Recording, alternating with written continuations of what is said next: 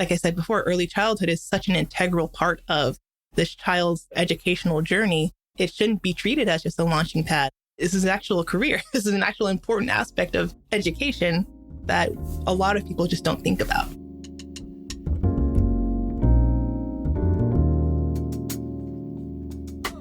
Welcome to The Exit Interview, a podcast for Black educators, where we, Dr. Asia and Kev, delve into the crucial but often overlooked conversations surrounding the retention of Black educators. While the spotlight shines in recruiting efforts, we turn our focus to the stories of those who've left the field of teaching. The Exit Interview aims to spark dialogue among school district administrators, school unions, families, educators, and anyone else passionate about fostering a more inclusive and supportive educational environment. Join us as we elevate these narratives, shedding light on the challenges faced by Black educators and provide invaluable insights for the future of education. Welcome to The Exit Interview.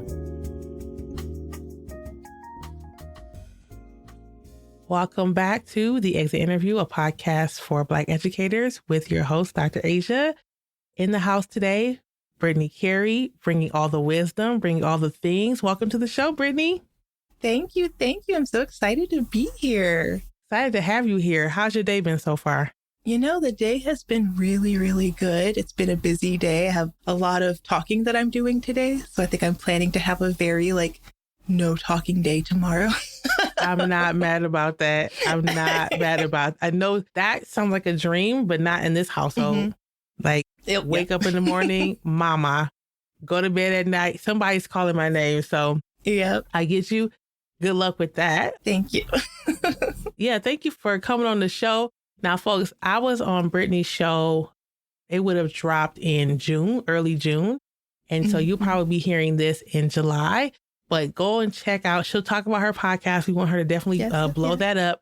But go and check out my episode, shameless plug. And then also check out the rest of her guests because she has some great content on there. She's on LinkedIn. She'll tell you all about the things. It'll be in the show notes. She's in lots of places. But let's go ahead and get started with the show with our first question. Tell us about your journey into education. I saw that you were in the ECE space. But tell us about how you decided to become an educator. What was that journey like? Yeah. So I actually decided to join education at a pretty early age. I had an amazing third grade teacher. So, but prior to the third grade, I moved a lot, which sounds really surprising. That I had moved. I had been in multiple states. I was born in California. We moved to Arizona, New Mexico, back to California, North Cal, Southern California, to the East Coast, all before the third grade. So I was well traveled. That's a lot. By the time I got there. Yeah. So the time I hit the third grade and moving around so much, we learned different things in different states. By the time I got to the third grade, I was not up to the same kind of standards that everyone else was up to. I was actually, they were thinking about holding me back in the second grade just because my reading wasn't there. My math skills weren't there. It was just not where it needed to be. But they ended up pushing me forward, as No Child Left Behind says. So got pushed through to the third grade anyways. Wasn't prepared, but there we go. But I always say I got really, really lucky because I had a third grade teacher who was absolutely phenomenal. She was an amazing educator. And she took so much time to actually get to know me and get to know what my interests were. And, at the time I loved animals, I loved dogs. And so that's kind of how she roped me into reading. It was like, here's this book about dogs. Don't you want to look at this? And I'm like, I do want to look at this.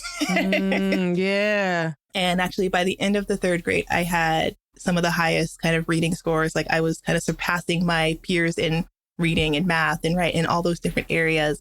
And I attribute that to just having a teacher who really cared and really took that time and saw kind of my humanity of no, she's not unintelligent. She just needs someone to show her the way. And since then, I've been an absolute avid reader. I love reading. I love books. And so after the third grade, I feel like I really understood education. And I really felt like I want to do this for other kids. I want other kids to feel the way that I felt in the third grade. Now, there were some hiccups because I don't know who it was, but someone told me at some point in my early education is that, oh, you don't want to be a teacher. They don't make any money. Mm-hmm. They weren't wrong. But no, they weren't. They were telling me like it is.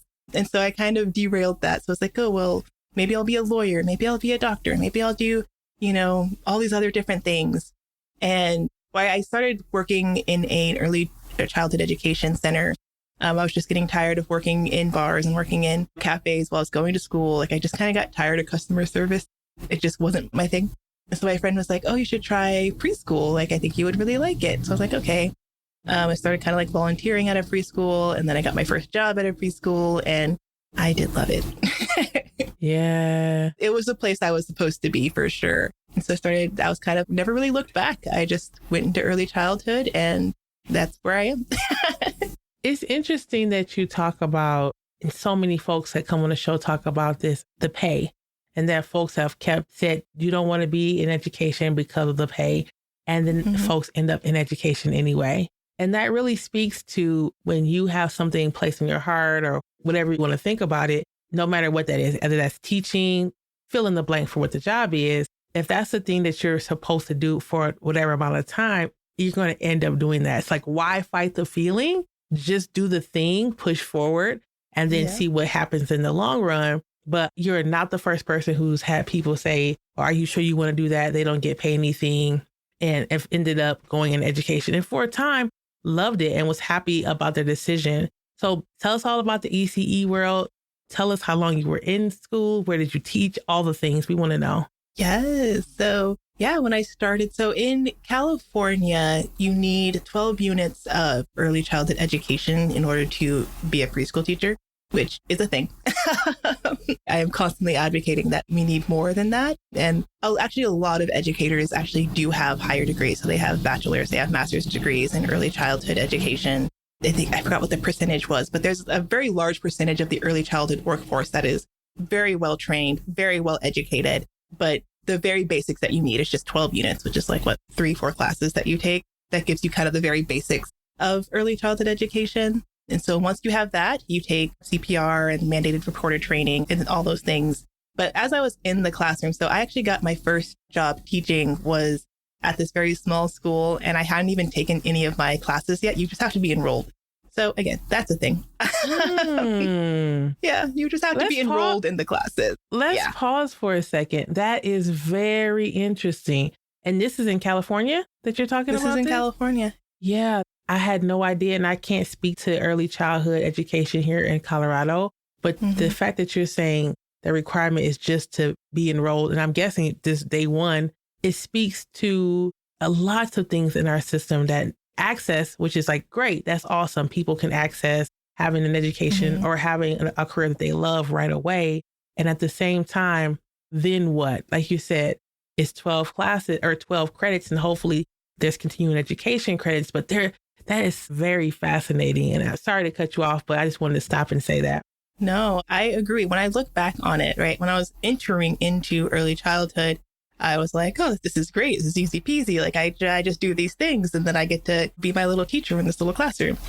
And the more that I learned, I'm definitely a much better teacher. The more I learned, the more pedagogy I learned, the more developmental theory that I learned and understood, the more hours that I did in classrooms, I became more of a better teacher just because my overall knowledge of the population that I'm working with expanded and changed. And it's also just very limiting. It's 3 or 4 classes that you take, and now you're qualified to teach preschool. And that's not even like the most atrocious things, nationwide. In some states, you just have to graduate from high school, and that's the only thing you need to do. And you can now teach preschool.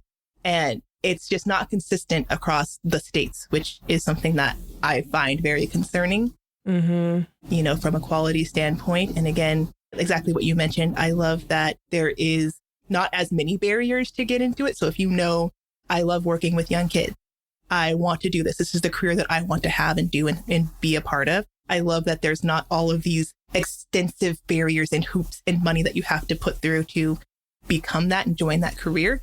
But at the same time, it's a very special population that we're dealing with, especially when you get into the very young, early stages, whether that's, if you want to teach infants and toddlers, you do have to take an additional class, just one additional class to teach infants and toddlers. But for, 2.5 to 5 years old, you just take your 12 units. And so I think that that's one thing that I'm constantly advocating for in early childhood is like, we do need to raise our standards. Not so much that it is excluding people, because in early childhood, it is the population who's teaching it is mostly women or people who identify as women and mostly people of color, which again, going back to what I said earlier, is that early childhood educators consistently have really high degrees. They either have bachelor's degrees, they have master's degrees. They are very well trained to deal with this very specific population. And not anyone can just walk into a preschool classroom and do it, just the same way as I wouldn't dare walk into a middle school classroom and be like, yep, I can do this. No, they would tear me apart. Yes. Shout out to seventh graders across the country, by the way. Yes. I know developmentally a lot about middle schoolers. I feel like I know about how they exist, but yeah, I'm too sensitive to be teaching middle school. Same. And I taught middle school. And so when you said you were teaching an EC and you had more training, tell us more about, just your experiences in the classroom, supporting folks or supporting young people, or maybe adults too. I'm not sure.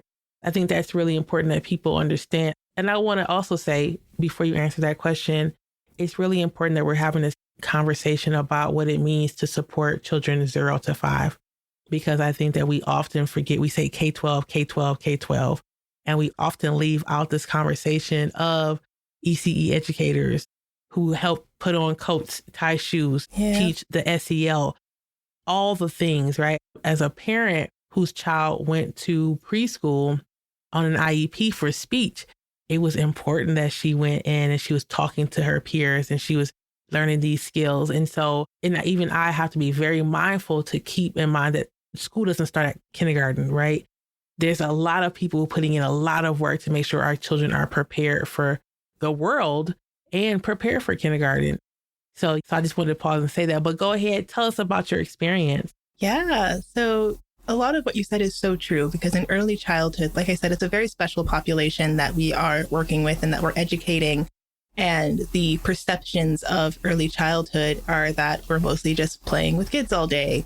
We're just hanging out, that is not school, that they're not really learning, that they're just playing with Play-Doh and doodling all day, which is not necessarily the case. Like, yes, we might be doodling and playing with Play-Doh most of our day, but knowing the more that I learn about human development and child development, I know that there is so much learning that is happening when young children are using Play-Doh. That's that fine motor skills and that fine motor development as they're manipulating and doing that. That's going to be integral for later years when they're learning writing. They're working on their hand-eye coordination, which is going to be really, really important. They need that skill in order to read.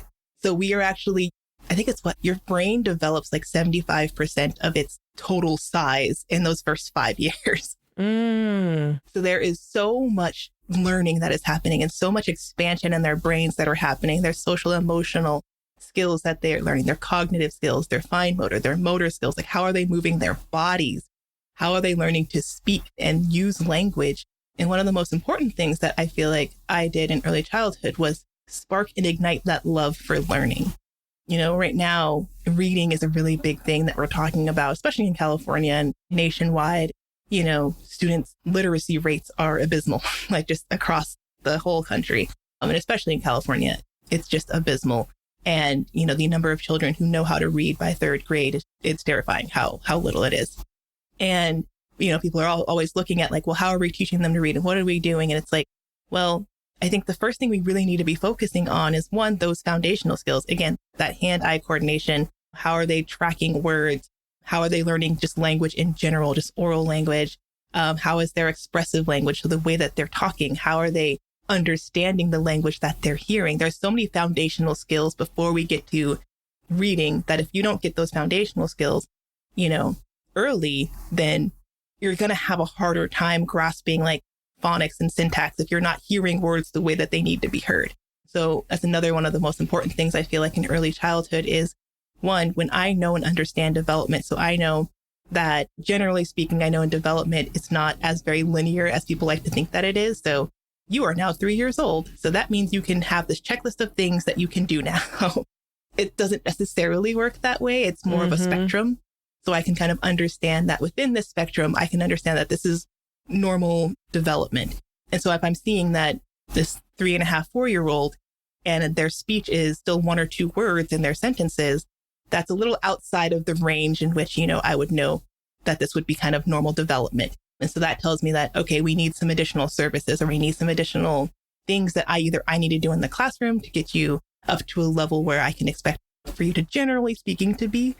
Or again, we do some referrals, we get services, we get speech services, we get those types of things. We get assessments done. Like, how is your hearing? How are you processing information? All of that happening super early will then again lay the foundations for you to be able to do those skills later on. And so just making the point of why early childhood is so incredibly important. Yeah. And I loved every day that I got to be in the classroom. It was hard some days because you're working with very young people. Yeah. You know, and getting them to do what you want sometimes. It takes a little bit of finesse. It takes a little bit of, okay, we're having a day. The classroom just feels like they are in disarray. Everyone's moods are all over the place. Everyone's energy is all over the place. And so being able to manage all these different competing aspects and still provide a learning environment that is cohesive, that is like just learning their developmental domains early. I loved every day being in the classroom. I can't say that enough. I loved it. In a perfect world, I would still be in the classroom every day. Yeah. I mean, that's a great transition to our next question, which is we're talking in past tense, right? And so what was it? Who was it? What was the situation where you decided it's time for you to transition out of like a traditional education space and to move on to something different? Yeah. We touched on it a little bit before. One was the money of it. You know, I was teaching in LA, working in LA, and LA is expensive. It's an expensive city to exist in. And I was noticing that there were days or weeks that I had to decide, am I going to get gas to drive to work, or am I going to go to the grocery store? And just trying to really make these intense decisions, because early childhood educators in Southern California, San Diego, like they just hit like $20 an hour, which would have been great. So early childhood educators, preschool teachers just reached about $20 an hour in pay in San Diego, which would have been nice probably like 10, 15 years ago. But the way that inflation is right now, you can't live in San Diego on $20 an hour. No, not without 100 roommates. Yeah, not without 100 roommates. And that was kind of my constant concern when I was teaching preschool. At the time, you were making maybe like $12 to $15 an hour. And it didn't matter how educated you were. It didn't matter if you had a bachelor's degree. It didn't matter if you had a master's degree. It didn't matter if you had 12 units of early childhood education. You were probably still making $12 to $15 an hour. And so just the money of it made it so that it wasn't feasible for the long term. And so in early childhood, there's also not a whole lot of upward mobility within it. So you can be an assistant teacher, you can teach preschool, you can become a director, which is kind of like the principal of the school. And that's pretty much it, unless you want to go into academics and teaching at a collegiate level. And even with that, you need to have at least your master's, like at the bare minimum, you need your master's degree. So there's just not a whole lot of trajectory and things that you can do. Like if you wanted to kind of move upward in the career ladder, there's a pretty low ceiling within it. And I was also just getting really burnt out. And I could tell just in my personal life, there were a lot of things going on. And then in the classroom, we had assessments, we had observations, there were parent-teacher conferences. There were a lot of things that were just like pulling me in so many different directions. And usually in early childhood, sometimes you might be the only teacher. Sometimes you might have an assistant. Sometimes you might have a co-teacher. And I didn't really have a co-teacher. So it was just me in the classroom with all 12 of my students. Because in California, the ratios are about 1 to 12. So you can have one teacher to 12 students in preschool, even 2-year-olds, which if you've been in a room with one 2-year-old. Yeah, you need 1.5 adults to one 2-year-old. Yeah. So you can have 12 2-year-olds in one room all by yourself and that just be your life. And I was just getting so burnt out. And by the end of me being in that classroom, I just know that I wasn't able to be the best teacher. My fuse was so low. Yeah. My tolerance was just really low. And I just really wasn't able to give them everything that I knew that I could give them. And I also just wasn't getting the support. So I was actively being burnt out and there was just nothing I could do about it. I couldn't take time off because you get 3 sick days, you get maybe 5 days of PTO. We were a year-round school, so we didn't get summer break. We didn't really get breaks. So it's just, you just keep going and going and going. Unless you want to save all your PTO to take 1 week of vacation for the whole year, you're going to get burned out. Like there's just no way for that to be sustainable, especially if you are the person who is kind of providing for yourself. So a lot of preschool teachers that I worked with, they had husbands that generally were the money makers and this was just kind of something that they might do for fun sometimes. But if you're a single person trying to live your life, trying to better yourself, and, if you want to buy a house, if you want to have a family, like, you can't do that and be a preschool teacher. Yeah. And that's the most concerning thing about it, because then you see, one, again, it comes into the standards of early childhood education and the perceptions of it of, well, yeah, if you're just playing with kids all day, then yeah, you can make $15 an hour. And who then gets to be a part of this field? Again, either you have someone else supporting you and you can be a part of this field, or it's mostly just people who just got out of high school. They're doing this because they want to go into social work. They're doing this because they want to go teach K-12. So it's kind of like this launching pad into other careers when, like I said before, early childhood is such an integral part of this child's educational journey. It shouldn't be treated as just a launching pad. This is an actual career. This is an actual important aspect of education that a lot of people just don't think about. Yeah, there's so many things that you just said that I think are important to sit with. The $12 to $15 an hour is the first thing that has stuck out. And again, so part of the work that I do, I support organizations with different projects. And one project that I'm on, we've been talking about the pay gap, even with Black women in comparison to their brown and white counterparts.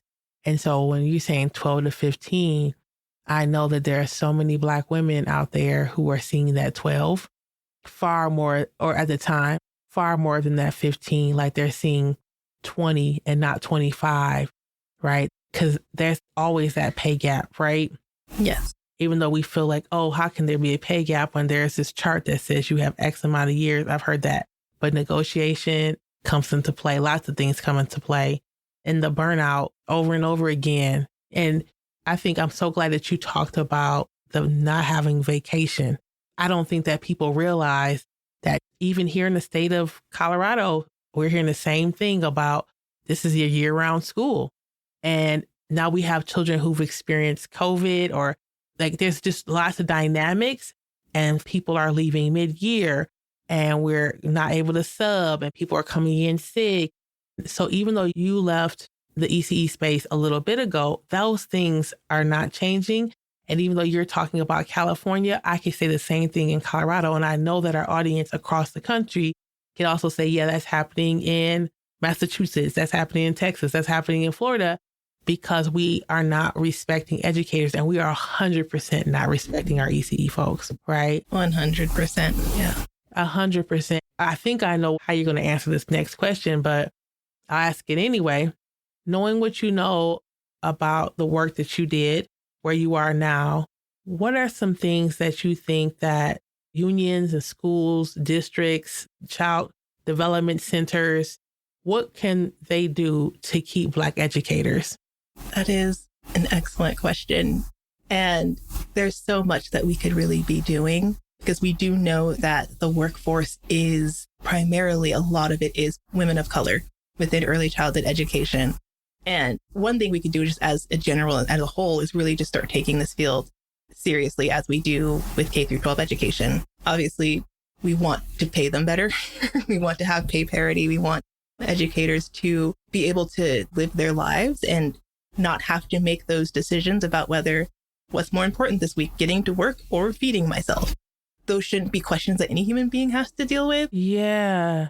And on top of that, just knowing that it does feel a little bit intentional, that knowing that our field is mostly women of color, and knowing that we aren't paid anywhere near what the district pays, which still isn't a lot, to be honest, still isn't enough, but nowhere near what that is, right? And given the fact that they are so educated, and just elevating that and seeing it as a field and seeing that what we're doing as education and as a profession, it is so important.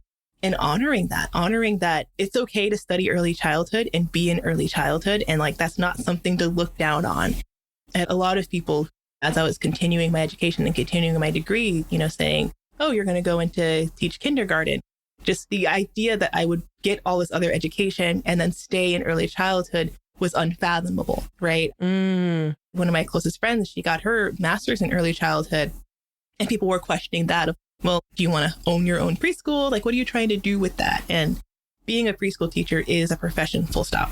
it is important. Say it again for the people in the back. Say it again for the people in the back, please. One more time. Being in early childhood, being a preschool teacher is a profession. It's a full stop. You don't need to do other things. You don't need to be anything extra. You are teaching. I remember in my early years of teaching, I never really called myself a teacher. So you'd get, teacher discounts and stuff like that.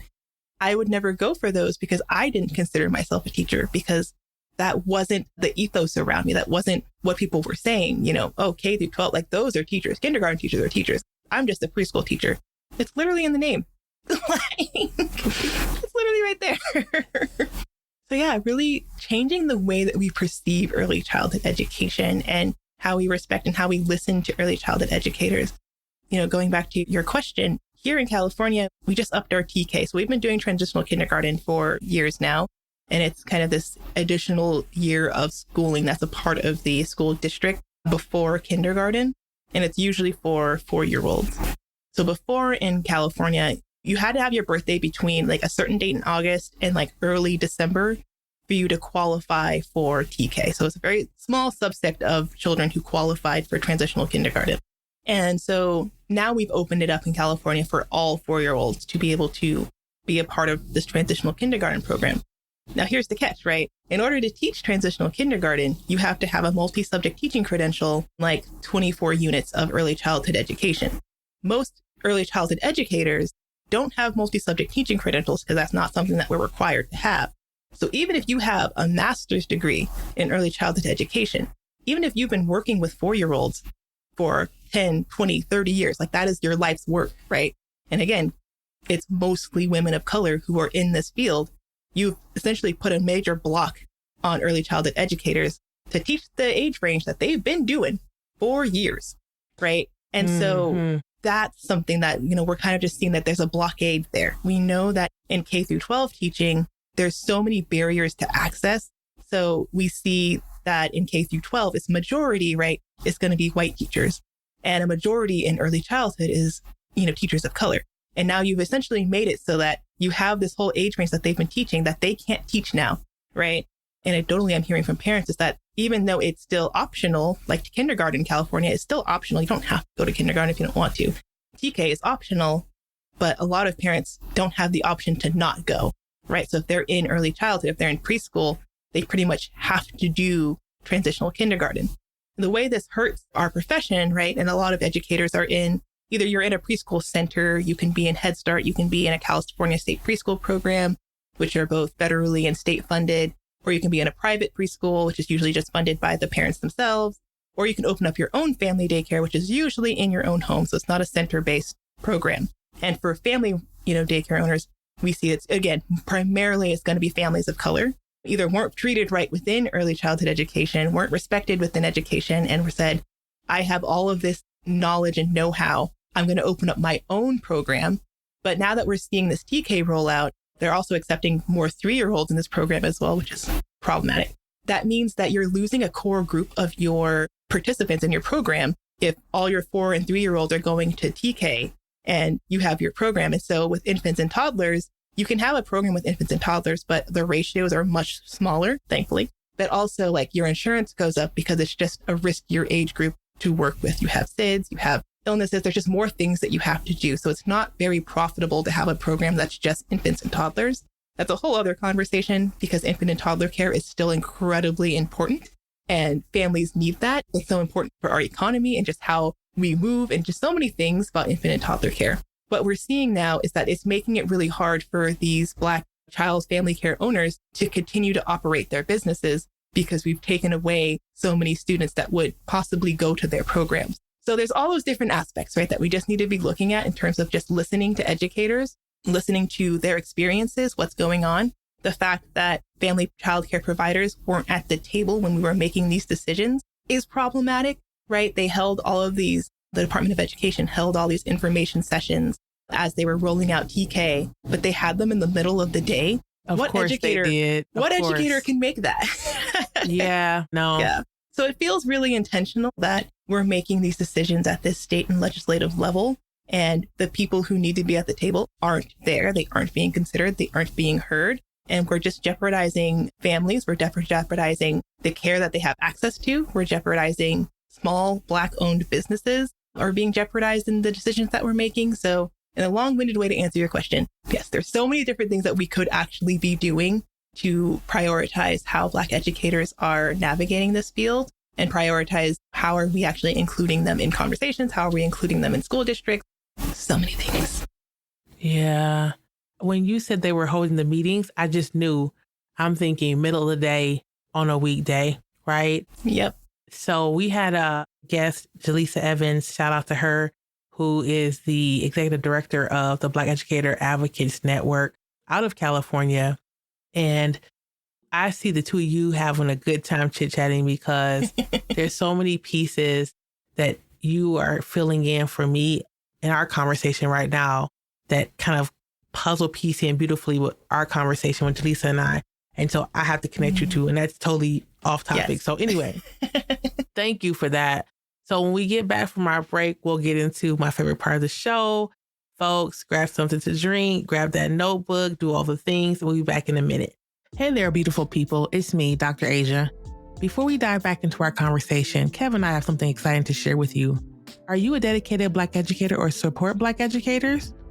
Well, if so, we've got some great news for you. We're thrilled to introduce the latest addition to our podcast community, the Black Educator Be Well newsletter. It's a space dedicated to all things Black educator healing, wellness, and more. We believe that taking care of our Black educators is crucial, and this newsletter is designed to do just that.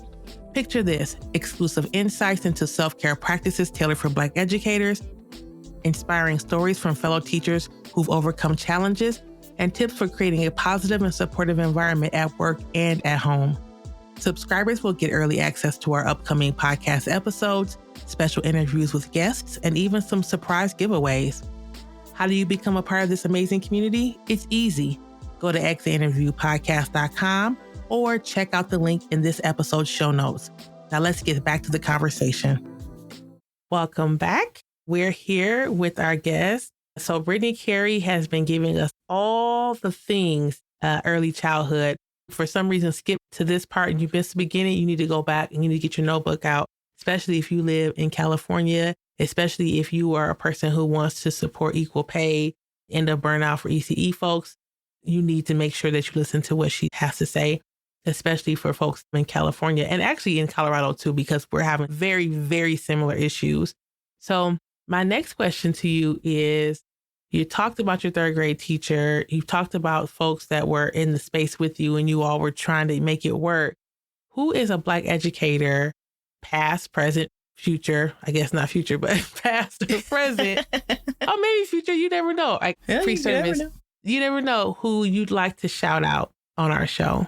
Yes, I love this question. You know, unfortunately, in my K through 12 experience, I didn't have very many Black teachers.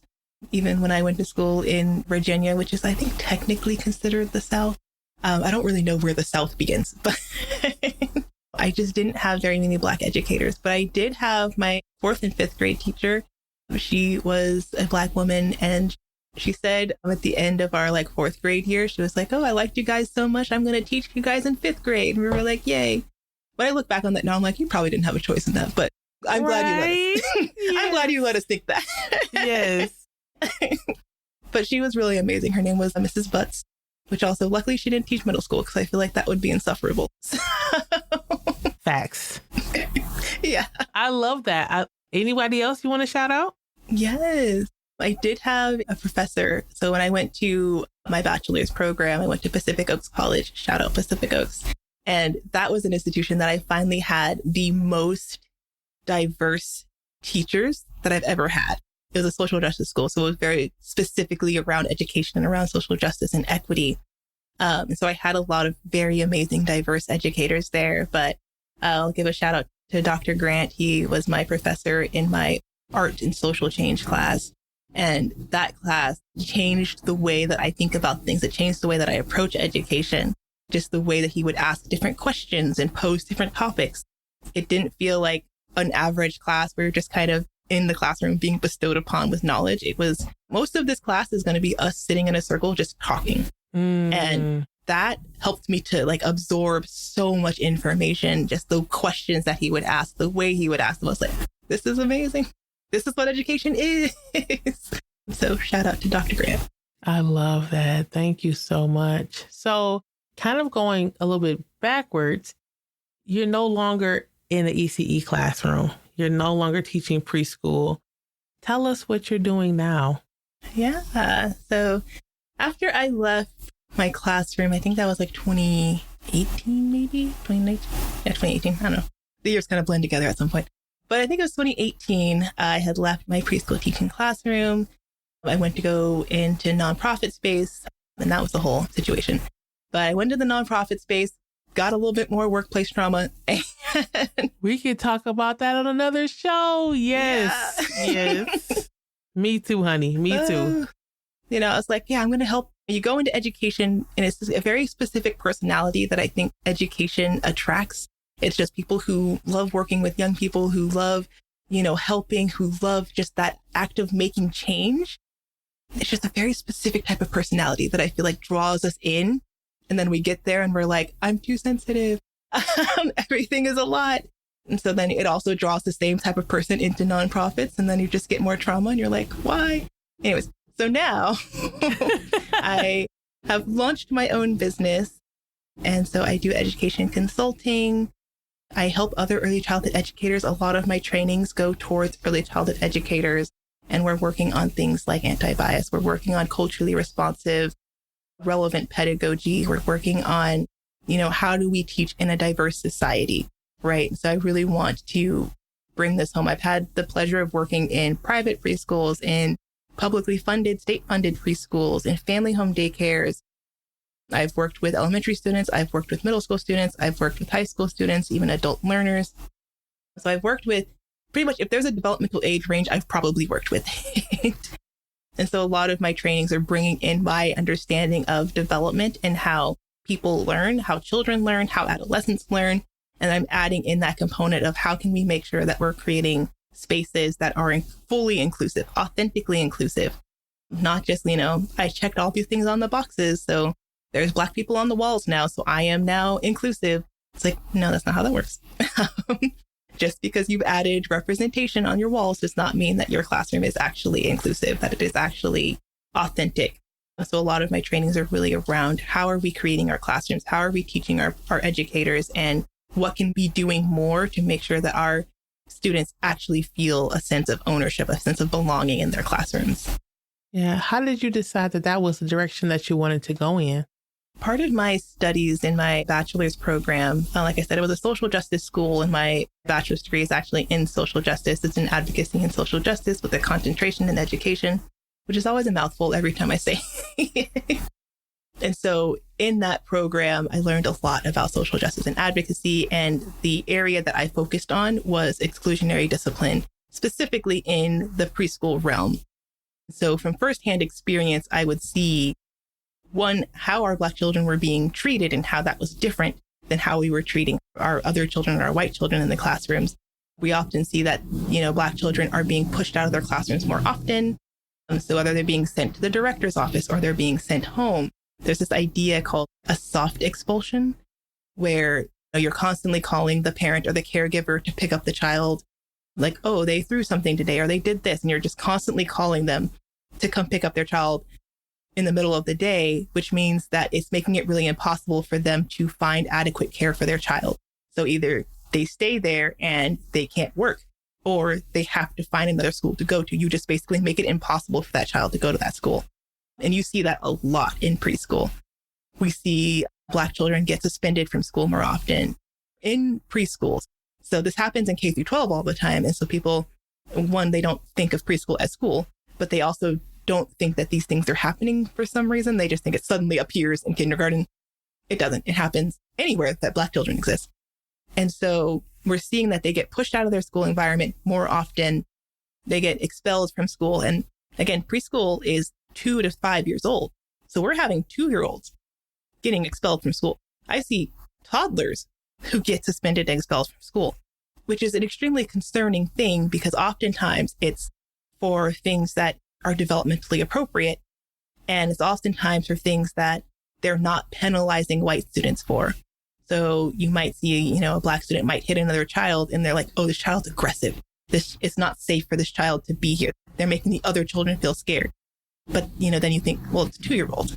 They're learning communication skills. That's part of my job in this classroom, is to help them with their communication skills. And I don't think that any child can really be aggressive or violent because they are a child. They are learning. That is part of how they learn and grow. Goes back to what I was saying earlier, that it's important that we understand development and we understand what's appropriate in their developmental range, because 2-year-olds bite people. Like that's what they do sometimes. Like they're still learning communication. Yeah. And so that's what started me, being in the classroom and seeing this happening more and more often, and then studying it and getting the data, and then doing more kind of work on, okay, why does this happen? And learning historically why this happens. The history of preschool is fascinating. So if people are interested in that, definitely check it out, because it's the history of preschool in the United States. Just a fascinating thing. And then when I went to my master's program, I continued the study on exclusionary discipline practices in juvenile justice and how that kind of happens. So how it starts in early childhood and the push out of students in the school to prison pipeline. It actually starts in their preschool career, not just in kindergarten. You see the push out and you see the bias and you see the disproportionate practices that are happening in preschool. So from the very inception of their educational journey, they are being told that you don't belong here. And that carries with them everywhere they go.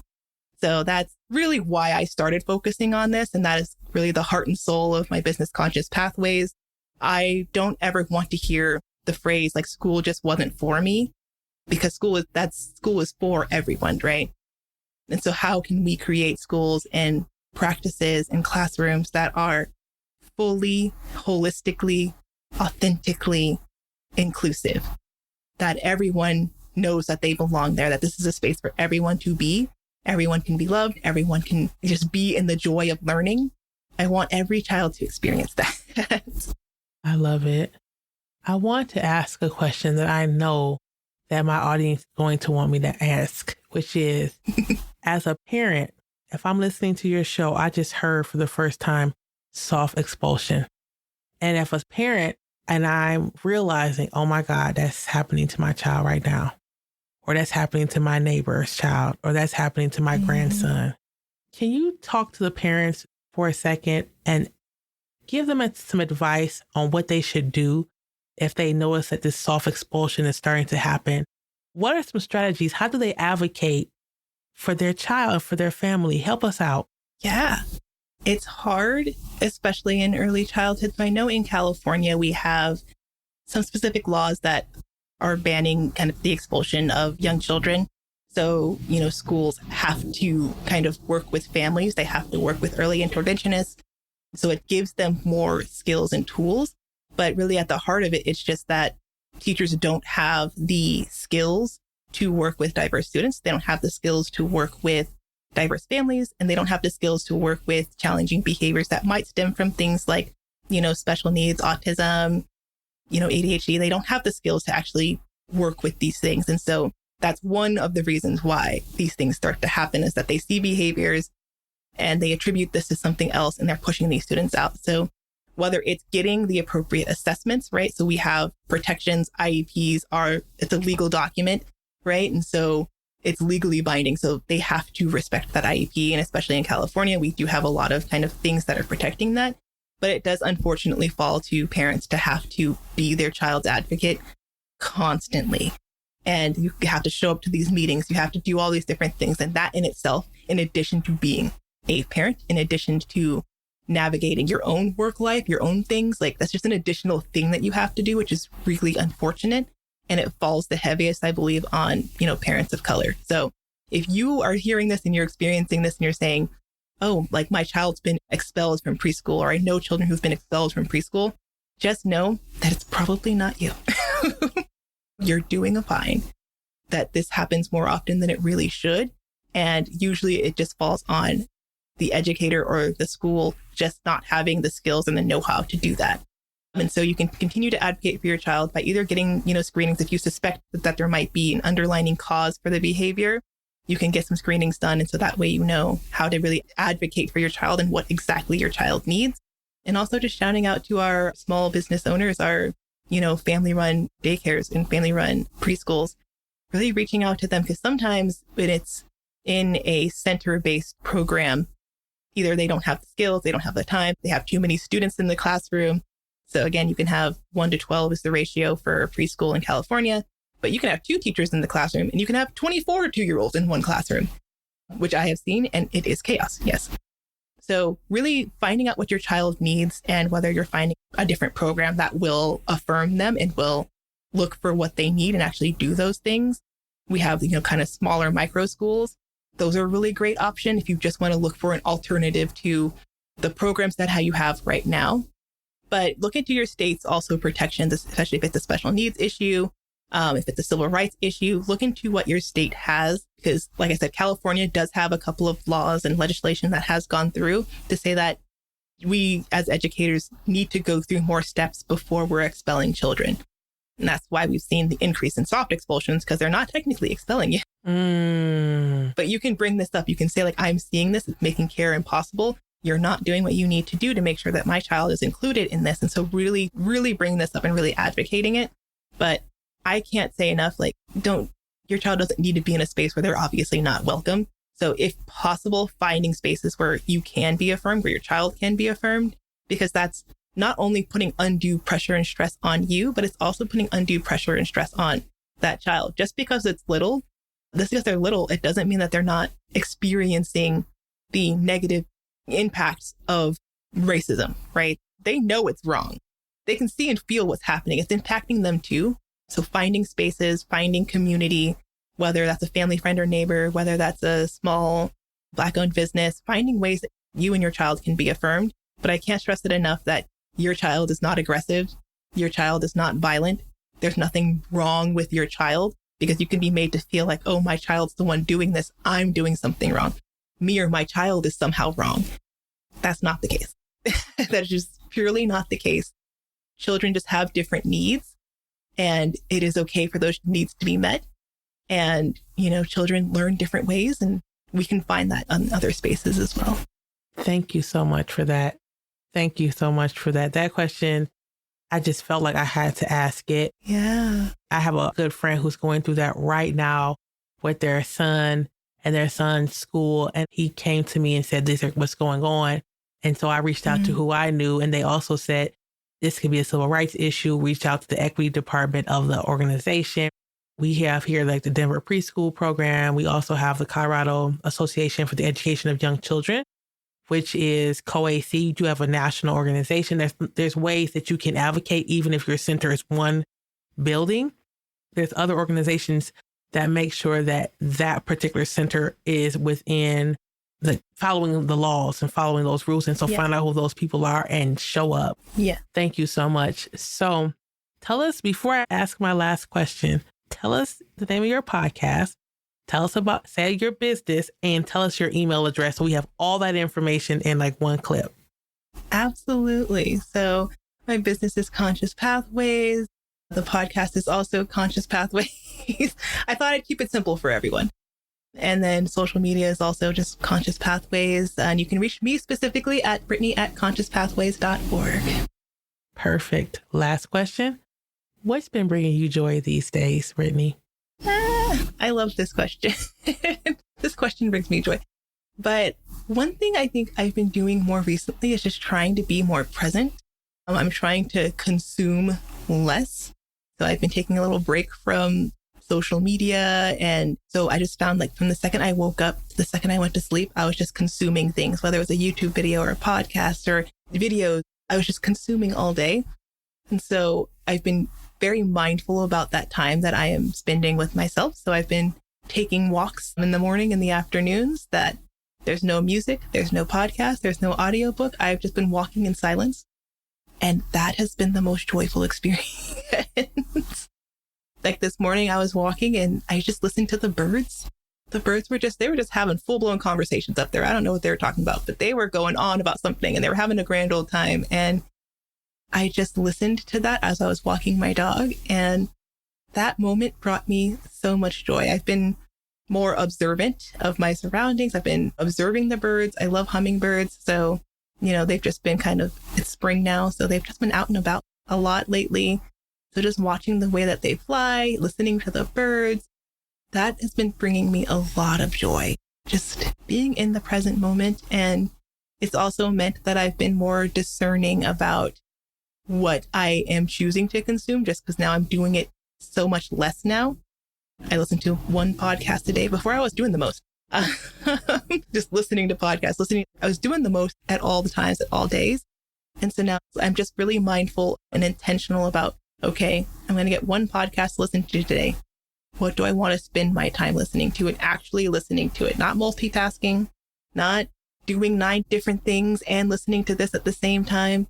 No, I'm trying to just multitask and just slowing down life. And that has been the most joyful experience. All right, folks. That's it. Brittney, thank you so much for coming on our show. Folks, reach out to Brittney. Organizations, I need you to get Conscious Pathways in your budget.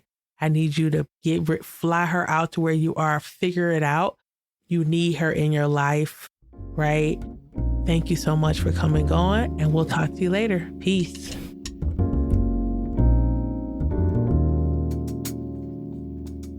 Thank you for tuning in to another episode. We hope that you've gained valuable perspectives and a deeper understanding of the conversation surrounding Black educator retention. As we conclude this episode, we encourage you to join our Patreon to support our work. Plus, as a patron, you receive bonus episodes, merch giveaways, and much more. Stay engaged with us on our social media, sign up for our newsletter in the show notes, take a look at our YouTube page, and interact with us on our website. Remember, the stories we've shared today are just the beginning, and your participation is vital for the future of education.